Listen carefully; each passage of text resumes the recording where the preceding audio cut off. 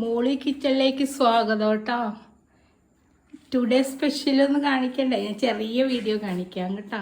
ചെറുതായിട്ട് സമയമില്ല, ചെറുതായിട്ട് കാണിക്കാം. ഇന്ന് ഞാൻ എൻ്റെ ഉണ്ടാക്കിയിരിക്കുന്ന ഐറ്റം കാണിച്ചു തരാം. ഞാൻ ജസ്റ്റ് അതിൻ്റെ റെസിപ്പി ഉണ്ടാക്കുന്നത് ഒന്നും ഞാൻ എടുത്തിട്ടില്ല. ഇപ്പം തൽക്കാലം ഒന്ന് പെട്ടെന്ന് ഉണ്ടാക്കിയതാണ്, 10 മിനിറ്റ് കൊണ്ട് ഉണ്ടാക്കിയതാണ്. പെട്ടെന്ന് കാണിച്ചു തരാം കേട്ടോ. 1 മിനിറ്റ്. ഇന്ന് ഞാൻ ഉണ്ടാക്കുന്ന ഉന്നക്കായാണ്. നമ്മൾ നോമ്പിനൊക്കെ ഉന്നക്കായ ഉണ്ടാക്കും. ഉന്നക്ക അറബിക് ഫുഡല്ല, നമ്മുടെ എല്ലാവരും ഇപ്പം ഉണ്ടാക്കുന്നതാണ്. കുറേ നാളായി ഉന്നക്കായൊക്കെ എല്ലാവരും ഉണ്ടാക്കുന്നതാണ്. ഉന്നക്കായ എന്ന് പറയാം. അത് ഞാൻ ഉണ്ടാക്കുന്നതൊക്കെ എന്തെങ്കിലും വെറൈറ്റി ആയിട്ടായിരിക്കും കേട്ടോ. സാധാരണ ഉണ്ടാക്കുന്നതൊക്കെ നിങ്ങൾ കാണണമല്ലോ, നിങ്ങൾക്ക് അറിയാവുന്ന കാര്യങ്ങളല്ലേ. അപ്പം ഞാൻ എന്തെങ്കിലും ഉണ്ടാക്കണമെങ്കിൽ ഇച്ചിരി വെറൈറ്റി ആയിട്ടുള്ളതൊക്കെ ഉണ്ടാക്കുന്നത് കേട്ടോ. ഇന്നിപ്പോൾ എനിക്ക് തോന്നി അതുണ്ടാക്കാം. അതിന് നമുക്ക് കുറച്ച് നേന്ത്രപ്പഴം ആവശ്യം. നേന്ത്രപ്പഴം വേണം. നേന്ത്രപ്പഴം ഒരു 3 നേന്ത്രപ്പഴം എടുക്കണം.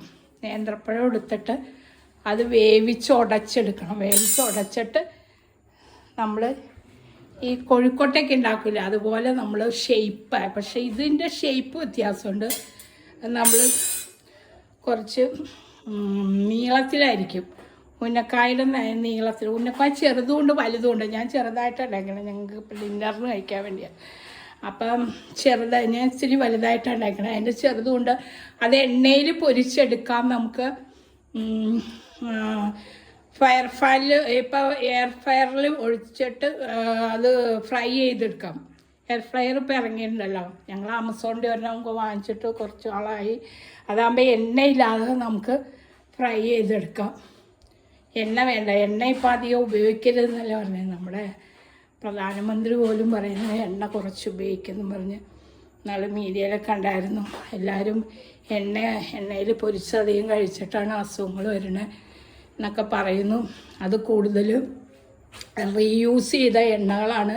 നമ്മൾ മിക്ക ഈ റോഡരിയിലൊക്കെ വിൽക്കുന്ന കണ്ടോ, റീയൂസ് ആയിരിക്കും മിക്കവിടെ. ചിലർ ഉപയോഗിക്കില്ല, പക്ഷെ എല്ലാവരും അങ്ങനെ ജെന്യുവിനായിട്ടൊന്നും ചെയ്യാറില്ല. ചിലർ യൂസ് ചെയ്ത് പിന്നെയും ഇട്ടാണ് യൂസ് ചെയ്തിട്ടുണ്ടാക്കുന്നത്. അപ്പോഴാണ് നമുക്ക് കൂടുതലിപ്പോൾ ക്യാൻസറൊക്കെ വരുന്നുണ്ട്. ഇപ്പോൾ ഒരു 100 പേരെ എടുത്തു കഴിഞ്ഞാൽ 70 പേർക്കും ക്യാൻസറാണ്. നമ്മൾ മാധ്യമങ്ങളിലും നമ്മൾ ടി വിയിലൊക്കെ കാണുന്നല്ലേ, രാവിലെ കണ്ടു കഴിഞ്ഞിട്ടുണ്ടെങ്കിൽ മിക്കവർക്കും ഹോസ്പിറ്റലിലോട്ടൊക്കെ ചെന്ന് കഴിഞ്ഞാൽ ക്യാൻസർ രോഗികളുടെ കളിയാണ്.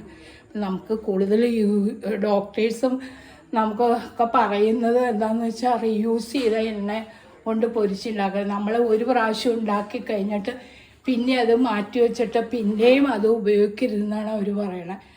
അത് ഉപയോഗിച്ചാൽ നമുക്ക് ഈ പറഞ്ഞ പോലെ ഹാർട്ടിന് അറ്റാക്ക് ഉണ്ടാവും, പിന്നെ സ്ട്രോക്ക് ഉണ്ടാവും, ഹൈ പ്രഷർ ഉണ്ടാവും. അങ്ങനെ പല പ്രശ്നങ്ങൾ വരും, ഒരുപാട് പ്രശ്നങ്ങൾ. ക്യാൻസർ പറയണ്ട, നമ്മൾ എന്താ പറയണേ, എല്ലാ മനുഷ്യരിലും ചെക്ക് ചെയ്ത് കഴിഞ്ഞാൽ ഒരു 100 പേരിൽ ഞാൻ പറഞ്ഞില്ല, വീണ്ടും പറയാം, 70 പേർക്കും ഇപ്പം ക്യാൻസറാണ്. അത് തുടക്കത്തിൽ അറിഞ്ഞാൽ നമുക്ക് ട്രീറ്റ്മെൻറ്റിലൂടെ മാറ്റാം. നമ്മൾ അപ്പോൾ അത് ശ്രദ്ധിക്കാം. ഞാൻ അതുകൊണ്ടല്ല, നമ്മൾ റീയൂസ് ചെയ്ത എണ്ണ ഞാനൊന്നും ഉപയോഗിക്കാറില്ല. നമ്മൾ വളരെ സൂക്ഷിക്കണം. പിന്നെ ഞാൻ കുറച്ച് പറയാട്ടോ, അതൊന്നും സമയമില്ല. ഇന്നിപ്പോൾ ഞാൻ ഉണ്ടാക്കിയാണ് ഉന്നക്കായാണ്. അപ്പോൾ അത് പെട്ടെന്ന് നമുക്ക് ഉണ്ടാക്കാം. ടോട്ടൽ ഒരു 20 മിനിറ്റ് മതി നമ്മളത് ഉണ്ടാക്കിയിട്ട്. ഇത് കണ്ട, ഞാനത് എയർ ഫ്രയറിൽ വെച്ചിട്ട് അല്പം ഫ്രൈ ആയി. അപ്പോൾ എണ്ണയില്ലാതെ നമുക്ക് പൊരിച്ചെടുക്കാം.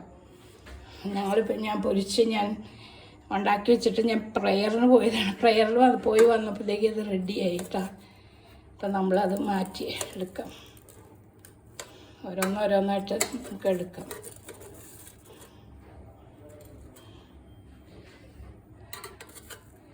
ഇതാണ്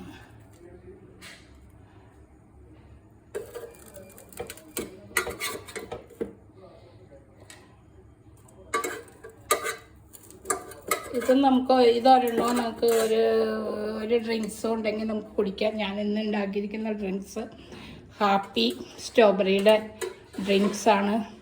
സ്ട്രോബെറി വാനിലയുടെ ഒക്കെ ഉണ്ടല്ലോ, അപ്പോൾ എല്ലാത്തിൻ്റെയും കിട്ടും. ഗ്രീനുണ്ട്, ഗ്രേപ്പ് കളറുണ്ട്, സ്ട്രോബെറി ഉണ്ട്, പിസ്തയുണ്ട്.